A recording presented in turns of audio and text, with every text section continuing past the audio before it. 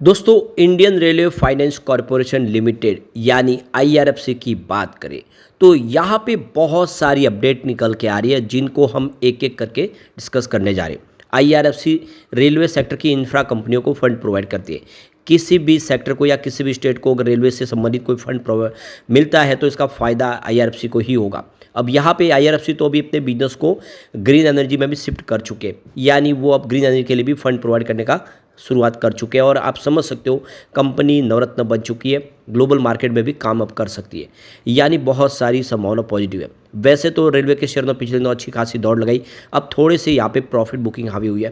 Friday को भी यही नज़ारा हमें देखने को मिला, स्टॉक के अंदर तेज़ी के दौर में भी हल्की सी गिरावट देखने को मिली, लेकिन यहाँ पे बहुत जल्द शानदार तेज़ी की संभावना बनेगी। वैसे जितने भी रेलवे पीएसयू स्टॉक हो या फिर दूसरे पीएसयू स्टॉक हो, काफ़ी अच्छा डिविडेंड भी देते हैं। डिविडेंड से लोगों को मालामाल कर देती है कंपनियाँ।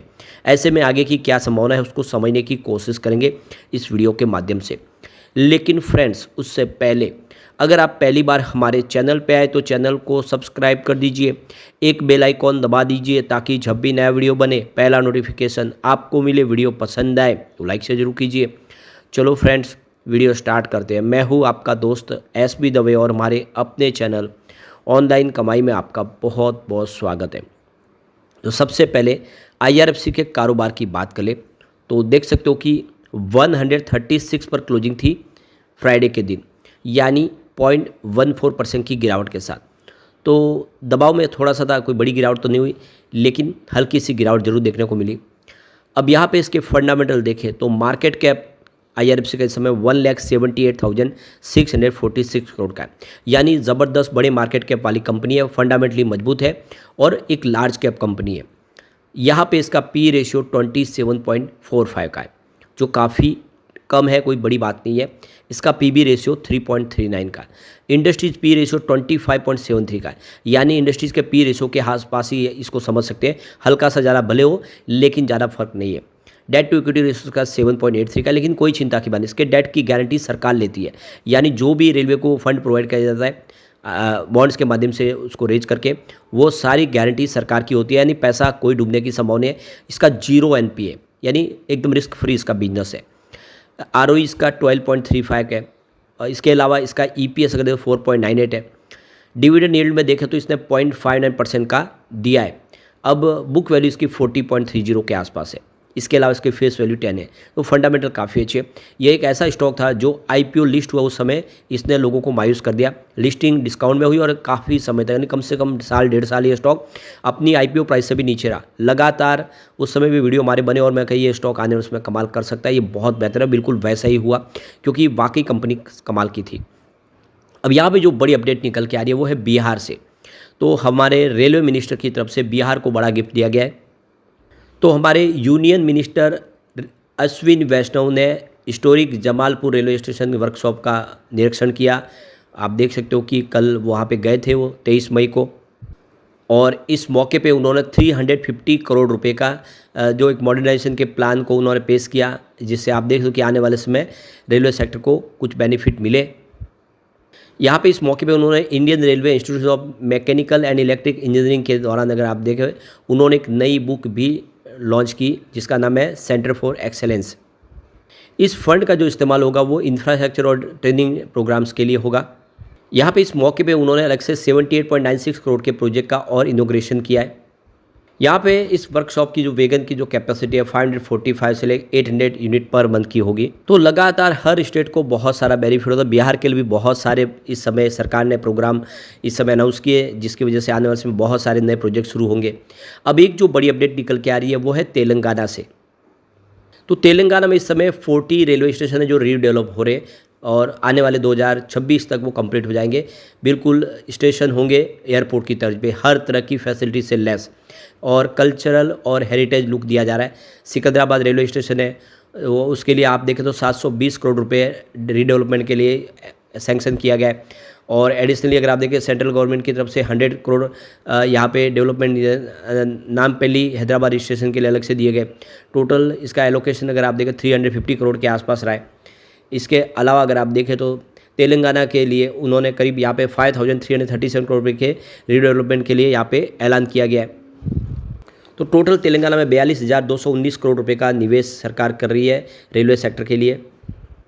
पीएम नरेंद्र मोदी जी की तरफ से यहाँ पे एक और देख लीजिए कोरमवेली रेलवे स्टेशन का जो प्रोजेक्ट है उसका भी सैंक्शन किया गया है।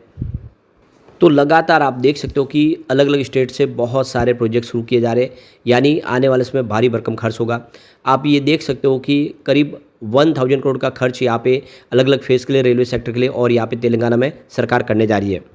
एक जो बड़ी अपडेट निकल के आ रही है वो है नॉर्थ ईस्ट फ्रंटियर रेलवे से, यानी एनएफआर, जहाँ पे इलेक्ट्रिक ट्रेन रन करने की तैयारी की गई है। फ्राइडे को ऑफिशियल अनाउंसमेंट हुई है, जिसमें आप देख सकते हो कि ये जो पैसेंजर ट्रेन है इलेक्ट्रिक लोकोमोटिव के माध्यम से शुरू होगी। ये अगरतला रेलवे स्टेशन से यहाँ पे साउथर्न आसाम की तरफ अरुणाचल जंक्शन तक जाती हुई दिखाई देगी, चाचर डिस्ट्रिक्ट।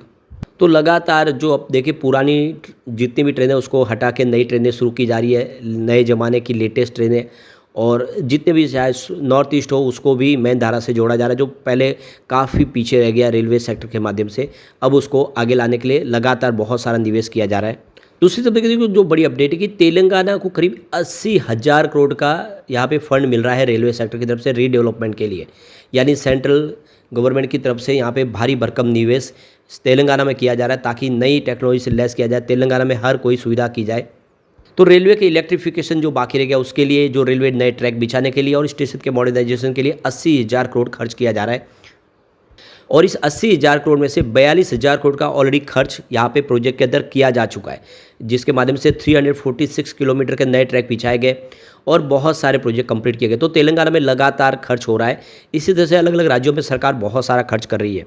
तो यहाँ पे बहुत सारे जो रेलवे स्टेशन है उसका अमृत भारत स्टेशन के तहत यहाँ पे रीडेवलपमेंट होना है। करीब 1300 ये स्टेशन यहाँ पे चुने गए, जिसमें आप देखें तो तेलंगाना के बेगमपुर, वारंगल और करीमनगर जो स्टेशन है वो भी रीडेवलप हो रहे हैं। तो आप देख सकते हो कि बहुत सारी यहाँ पे लगातार जो इस समय अनाउंस हो रही है उसका फ़ायदा आने वाले समय आईआरएफसी को ही होगा। इसके अलावा अगर आप देखें तो एक और जो बड़ी अपडेट निकल के आ रही है, 150 करोड़ रुपए का यहाँ पे मेंटेनेंस फैसिलिटीज़ मध्य प्रदेश में इस्टाब्लिश की जाए वंदे भारत के लिए। तो यहाँ पे देखो कि 150 करोड़ की लागत से यह वंदे भारत ट्रेन की मेंटेनेंस के लिए एक नई फैसिलिटीज़ मध्य प्रदेश में तैयार की जा रही है, जिसके लिए आप आने वाले समय वंदे भारत जैसे कि हर स्टेट में तेज़ी से आगे उनकी संख्या बढ़ रही है, तो उसकी मेंटेनेंस के लिए भी अब जरूरी है कि हर राज्य के अंदर वहाँ पे सारी सुविधाएं दी जाए ताकि उसको मेंटेनेंस की जा सके, उसकी सारी सुविधाएं वहाँ पे ही मिल जाए, दूसरे राज्य में उसको जाना ना पड़े। तो मध्य प्रदेश में यहाँ पे ये खर्च होने वाला है। तो आप देख सकते हो कि यहाँ पे ये निषादपुरा रेल कोच फैक्ट्री है भोपाल जंक्शन पे, उसमें ये 150 करोड़ का खर्च करके ये सारी फैसिलिटी प्रोवाइड की जाएगी।